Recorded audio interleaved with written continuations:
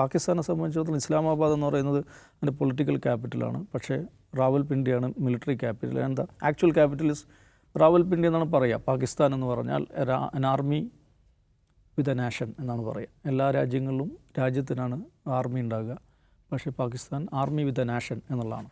രാജ്യം കൊണ്ട് നടക്കുന്ന പട്ടാളമാണ്.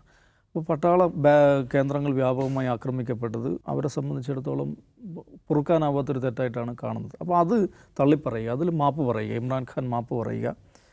രണ്ടാമത്, ഇന്നത്തെ ഭരണകൂടം ഇല്ലെജിറ്റിമേറ്റ് റെജീം ആണെന്നുള്ളതാണ് PTIയുടെയും ഇമ്രാൻഖാൻ്റെയും ഒഫീഷ്യൽ പൊസിഷൻ.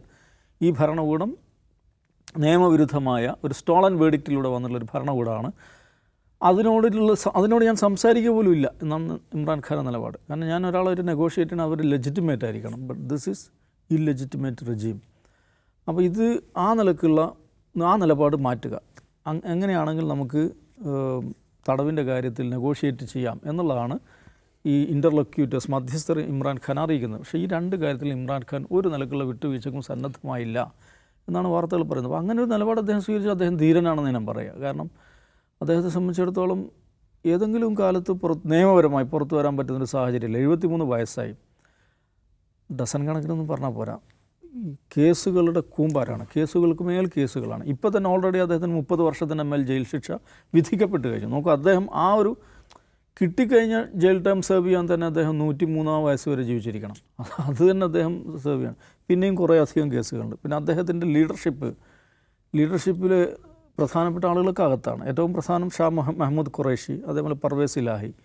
ഇവർ രണ്ടുപേരുമാണ് ഇതിൻ്റെ സെക്കൻഡറി ലീഡർഷിപ്പ് എന്ന് പറഞ്ഞാൽ. അവരും ജയിലിലാണ്. 2023 ജയിലാണ്. അതിൽ ഈ പറയുന്ന ഷാ മുഹമ്മദ് ഖുറൈഷി 80 വയസ്സായി. പിന്നെ കുറേ അധികം നേതാക്കന്മാർ ഈ സർക്കാരിൻ്റെ അടിച്ചമർത്തലിനെ ഭയന്നുകൊണ്ട് ഡിഫക്റ്റ് ചെയ്തിട്ടുണ്ട്. രാജിവെച്ച് ഒന്നുകിൽ രാഷ്ട്രീയം അവസാനിപ്പിക്കുകയോ അല്ലെങ്കിൽ മുസ്ലിം ലീഗിൽ ചേരുകയൊക്കെ ചെയ്തിട്ടുണ്ട്. ഇദ്ദേഹത്തിൻ്റെ അതുമാണ് ഇന്ത്യയിലെ AAPക്ക് സമാനമാണ് ഇതിൻ്റെ ഒരു ലീഡർഷിപ്പ് സ്ട്രക്ചർ എന്ന് പറയുന്നത്. ഈ PTIയുടെ ഗവൺമെൻറ് സർവീസിലുണ്ടായിരുന്ന ആളുകൾ, പൊതുപ്രവർത്തന രംഗത്തുണ്ടായിരുന്ന ആളുകൾ, നേരത്തെ രാഷ്ട്രീയത്തിലൊന്നും ഇല്ലാതിരുന്ന ആളുകൾ ഇമ്രാൻഖാനിൽ ആകർഷകരായി, അദ്ദേഹത്തിൻ്റെ മുദ്രാവാക്യത്തിൽ ആകർഷകരായി ചേർന്ന് PTIയിൽ ചേരുകയാണ് ചെയ്തത്. അവർക്കിങ്ങനെ വലിയ പ്രതിസന്ധികളൊന്നും അനുഭവിച്ച് പരിചയമില്ലാത്ത ആളുകളാണ്. അതുകൊണ്ട് ലീഡർഷിപ്പിൽ നല്ലൊരു ശതമാനം മാറിയിട്ടുണ്ട്, ഡിഫക്റ്റ് ചെയ്തിട്ടുണ്ട്.